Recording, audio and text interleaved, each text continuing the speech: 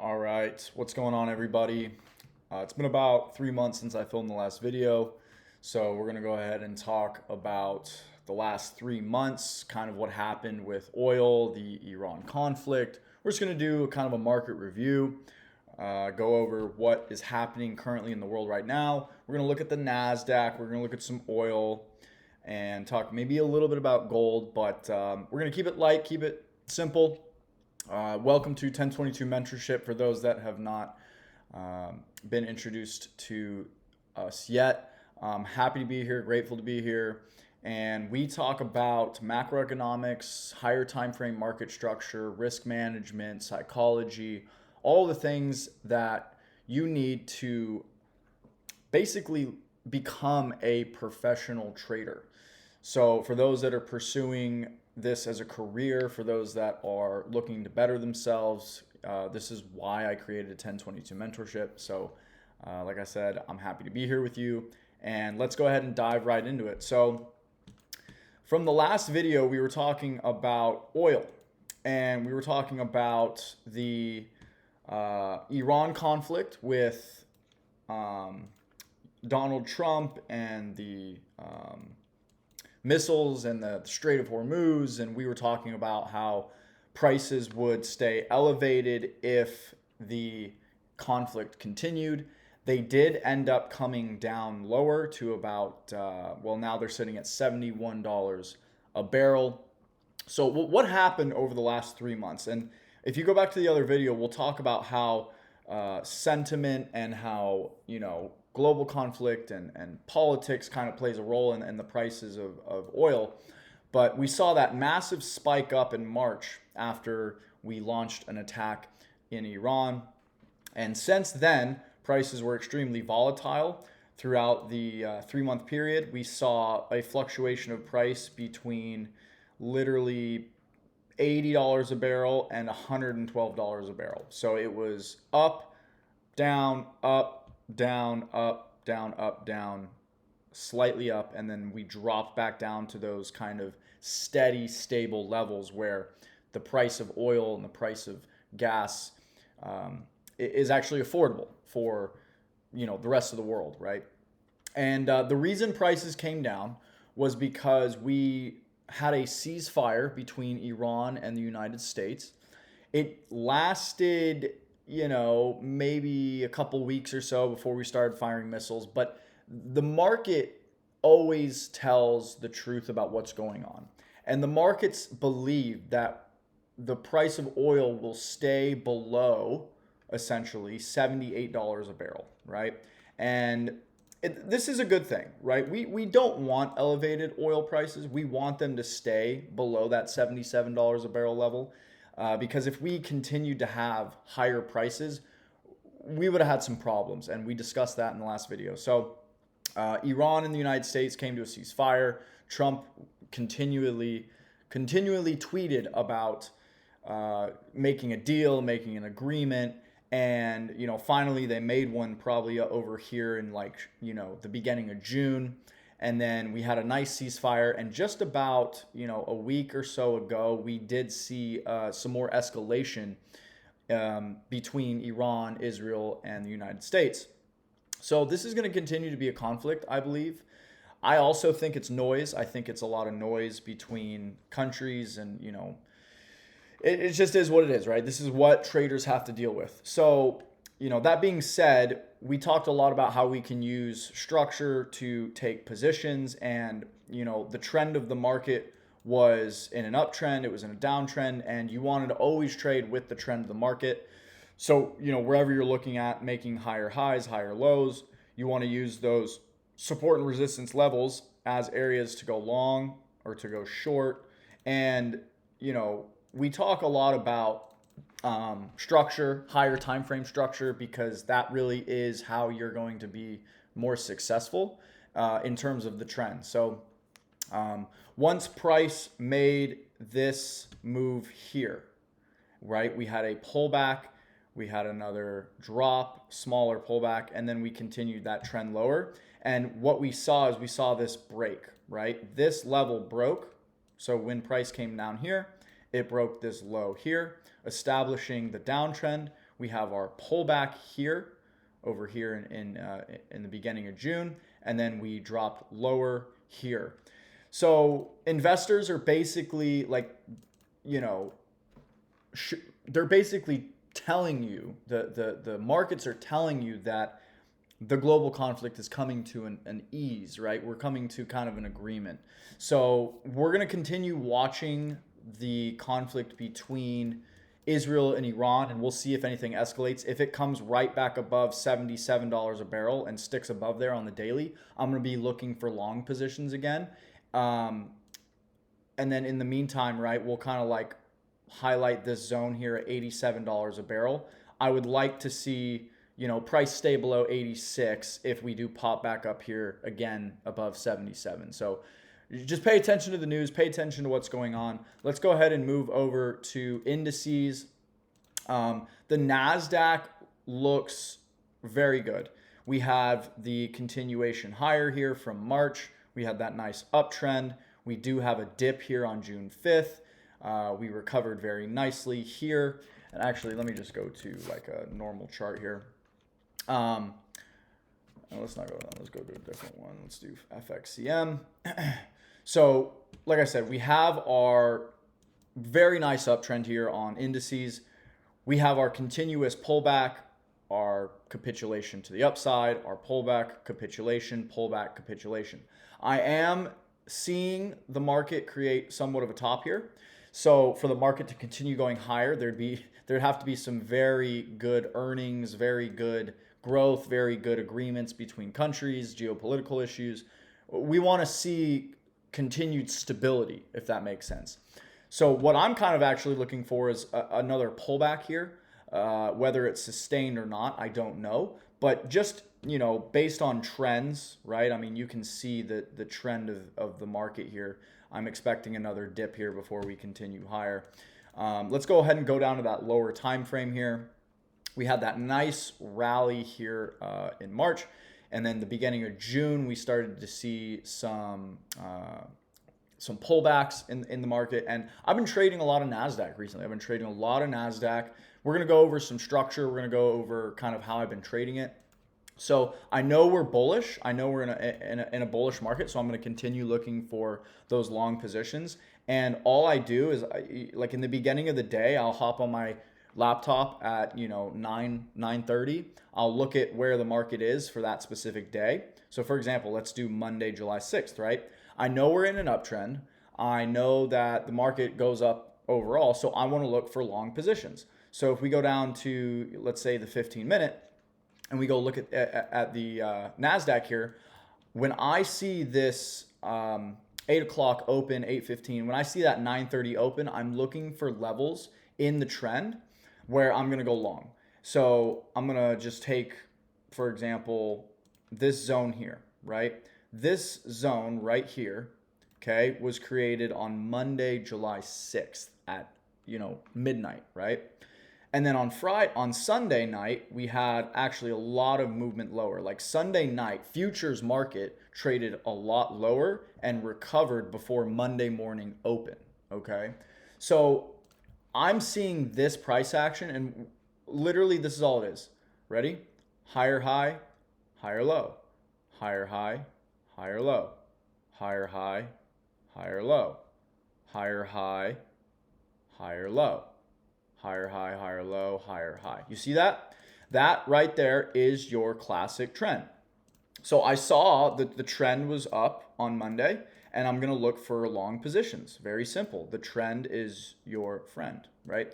Now, when the stock market opens, you usually have manipulation. We wait for that manipulation to go higher, and we create that same exact trajectory. So look how beautiful that uptrend is. Very, very clear, very simple, not a lot of chop. It's in a very clear uptrend. So what we do is at 9 o'clock open, we'll go ahead and draw our vertical line there. We'll get rid of some of these. For higher time frame structure, right? The whole idea is that you want to follow the trend and look for an entry point and be patient enough to know where that entry point is. Do you see how the 15-minute candle did not close below this zone right here? Do you see that? We're going to copy and paste this zone. We're going to draw it to here. as well. Boom, right here. And then we're going to copy and paste it again to the low that got the high that got created at 9. So we had our pullback before our continuation. And then do you see this dip here at the end of the day on Monday? Look where it dropped down to. It pulled back again to what? This previous high, and then went higher before we traded lower in Asia session, okay? So I had some nice long positions in here around 9:30, 9:45, 10 o'clock. And then we had our nice drop down. So now let's talk about this. This is important, and this is kind of what I wanted to go over for, really trading conditions. So after Monday, we go to Tuesday. We go to Tuesday at 9. Where's the market in relation to here? The market is, and we're going to put a horizontal line here. The market is trading here at 29,450. You see that? Okay, the market at 9 o'clock is trading at 29,450. It's below Sunday's low. So we did not hold this low when we pulled back. We would have had to see this and then this. Does that make sense? Instead, we got something completely different. We got this, right? We got here, here, and then we got that. Do you see that? So when the market was trading here, I knew that we were in a temporary pullback downtrend. So I'm looking for short positions. Where am I looking for short positions? I'm looking for short positions here. Okay, I'm looking for short positions here, and I'm going to look for a short position here, and then I'm going to look for a short position here as well. Now, let's make these red just for, color coordination reasons, because, we're in a bearish market. We established that we're below Sunday's low. We're obviously in a downtrend here on Tuesday. At 9:30 open, the market comes up, wicks this level right here, previous resistance, okay? Boom. Drops lower all the way down here, takes what we call liquidity. So it takes out this Thursday low, okay? Pulls back higher into where? Previous support that becomes what? Resistance. So you basically had two areas for potential shorts on Tuesday, here and here. And then the market absolutely tubed right here. So that was a beautiful short position. You know the trend is down. You know what the market's going to do after the previous day. Let's continue, okay? Where is the market on Wednesday? So we're going to go to Wednesday now at 9 o'clock. Here we go. Where's the market in relation to the previous day? So here's Tuesday. See how 9:30 opened here? And then we closed somewhere over here. We closed here on, Tuesday. Now the market's sitting at 29,035, okay? Now, the market is at a resistance. Do you see this? This is a resistance, right? Just like this low over here. You see, remember how we used that zone to go short here and how we used this zone to go short here? You see that? You remember how we were using these zones? Do you see how the market's sitting right at that resistance at 9:30 open? Okay. I guarantee you a bunch of people got trapped going short. And the reason why is because we were in a downtrend. So we're in a downtrend. So the traders are anticipating, okay, another move down. And then the market reverses on Wednesday. The market acts like it sells off here. And then at 11:30, it reverses higher. And at the end of the day, it closes above where we opened, right? That's reestablishing what we call higher time frame trend structure. So when the market made this low here on Wednesday, we took all of the liquidity we needed to over here, right? To then send the market higher for the rest of the week. Does that make sense? So now we're continuing our what? We're continuing our overall uptrend, right? That's kind of how we use market structure to identify exactly what we're looking for. Now, when the market opened at 9:30, it shot straight up. And where did it go? Okay, where did the market go? Where did it come into? We're going to take our box. We're going to draw it here. We're going to draw it across, right? The market came into not really an area of resistance. It came into a very interesting area of supply and demand. If we drag it over again, it's almost like a higher time frame resistance. You see that? See how there is a large structure zone here, like where the market came down here, and then the market came straight back up there.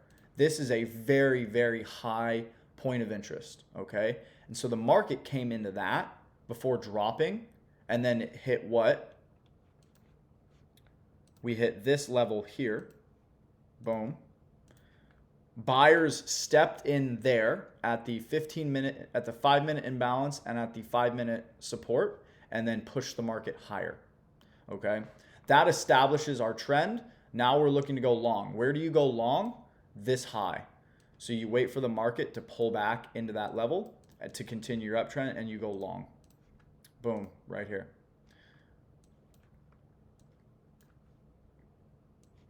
See that right there? Does that make sense?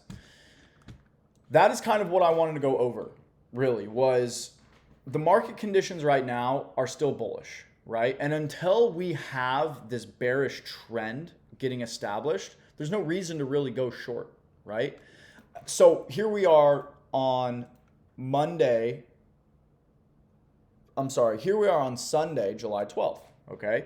The market finished bullish. Wednesday, we reversed, and now we were bullish today, okay? Today was really, really sloppy, but it was still bullish, right? I'm going to show you my position today. I think I took 3 positions today total. The first position was here.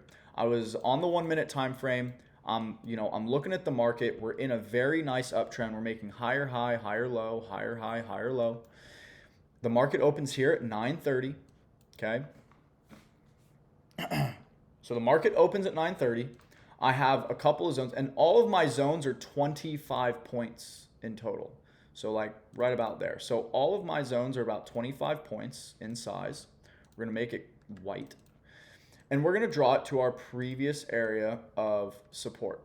So the market trades, and I actually want to make sure this is 25 points. It has to be 25 points exactly. So that's 20. Yeah, let's go there. So let's lower it just a little bit here. Boom. Okay. So this high and this high, the market trades above it at 9:30. Okay. I waited. I'm patient because I know manipulation always occurs between 9:30 and 10:30. Every single time the market likes to manipulate, almost every single day. Sometimes it'll go straight up, sometimes it'll go straight down. But when we're in a bullish trend, the market loves to manipulate. So I waited to see what the market did. We had a large move up. We had a drop. It wicked, faked out, going higher, and just dropped, liquidating anyone going long in this previous high, okay? We're going to clone this level, and we're going to look at where our next area of interest would be. Mine was right here. So see this level right here? I was looking at this level of demand because the market had created a very nice demand zone where we had a lot of buying and a lot of selling. And when the market drove up at 9:30, I knew that there was a lot of buyers at this price level. So there was a lot of bidders, okay, at 29,646. The market dropped. We took the 9:30 opening liquidity here, and then we had a huge, like literally huge candle snap right back up. 50 points, 50 ticks, right back up into our previous zone. We get a rejection, huge wick, and that's where I entered. I entered long right here at this wick with my stop below the low, and I targeted, what do you think I targeted? Liquidity. Where do I target? Where's liquidity at? Here. Resting liquidity is right here. So boom, that was my target, and that was my trade today. So I took this trade based off this zone, based off of the higher time frame trend, okay? And this was a beautiful 1 to 3.82 risk to reward. It was a beautiful trade. And then the market came up here, took liquidity, sold back lower right here, and I went long again at this level. So the previous level that got traded through here went back up, hit my target. It traded lower into the zone, and I went long. I went long again right here with my stop right below the previous wick, like right here, okay? I went long right here, and I was targeting the previous high. I was targeting right there. So it was like a 1 to 2.9 RR. And then we had this massive manipulated spike down at 10:32. And guess what happened? Trump went on Truth Social and made a tweet about the Iran conflict and how we're ending the ceasefire, and the market created this massive wick, manipulated every single low. All of these lows get taken out. This low from Friday gets taken out Friday at 5 in the morning. All the London traders and all the early morning traders going long with their stops at these levels, they get manipulated, they get taken out. The market recovers, makes one more drop down, and then finishes higher, right? That is so hard to avoid. So I got stopped out. I got stopped out on that trade, and I went ahead and closed my laptop, and I came back later. To see where the market was. And the market had created a very strong uptrend from 11:30. So I saw this beautiful uptrend get created. So I came back on at about 2:30, 2:45, and I saw this beautiful trend that we had going. And what do? We follow the trend. We take our same 25-point zone, right? We take our zone, we mark up the previous high that got created. So right here, you see how we had a high here, our low, our higher high, and then we had our higher low, higher high. No, that's not higher. We had some consolidation. But then at 3 o'clock, I knew that we were going to have one more move. And I did bet on this bid, holding strong. So I went long at this level right here. I literally went long right here at like 254 with my stop right below the low. And all I targeted was the end of the day liquidity right here. Anyone going short, I targeted that low or that high. I went long here and finished the day with a very strong move to the upside. And I'm just following the trend. That's all I'm doing. I'm only looking for positions in the direction of the trend. The trend is your friend, right? And then patience and risk management. That's the only thing you can control in this game is your patience and your risk management. And so that was to finish the week. It was a very good week. The market had a lot of opportunities, but in terms of market structure, in terms of where we are, I do kind of see us forming a little bit of a top here for a potential pullback. Maybe, we take our fib tool, right? Maybe a 382, possibly a 50%, and then possibly a 618. Right? And if you look at all the trends, you always get some sort of, Fibonacci retracement. So this retracement gave us almost a 382, okay? This retracement here gave us a 618 retracement. That retracement gave us a 618. And if you pull it back even more, it gave us a 50%. Right? You see that? You see how the longer term trend gives us these sharp pullbacks? We had a 50% pullback here. We take that Fibonacci tool, we drag it from this low here. Okay, we had a 618 retracement before going higher. So the fib tool is for higher time frame trend continuation. You can kind of identify when the market's starting to form a little bit of a top to create that pullback. Right now, we're still bullish, so there's really no reason to go short at the moment. But if I start to see price pulling back,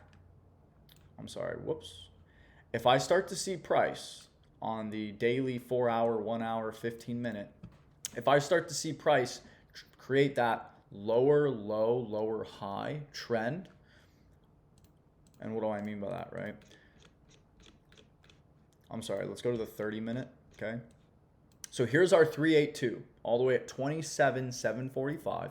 If I start to see the market creating those lower lows, lower highs, we're gonna be looking for short positions. In the meantime, there's no reason. We might have consistent consolidation. You know what I mean? Like we might have some very consistent consolidation and make its way down to there. I just don't really like shorts until we get that confirmation of that trend lower. As of right now, we see this. Okay, you see that?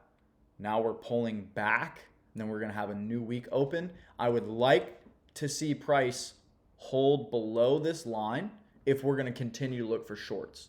If price goes above this high, I'm still very, very, very bullish. Okay. So I hope you all enjoyed this market recap, market review. I do want to get a little bit more involved in making videos for everybody. I enjoy it. I want to make everyone a better trader. I do believe in trading. Yes, 95% of people lose. But I do believe that if you have the right mindset, if you have the dedication, if you have the passion for it, the mind for it, you can make this a career. So I hope you guys enjoyed. Thank you so much for watching. I will see you all in the next one. Take care.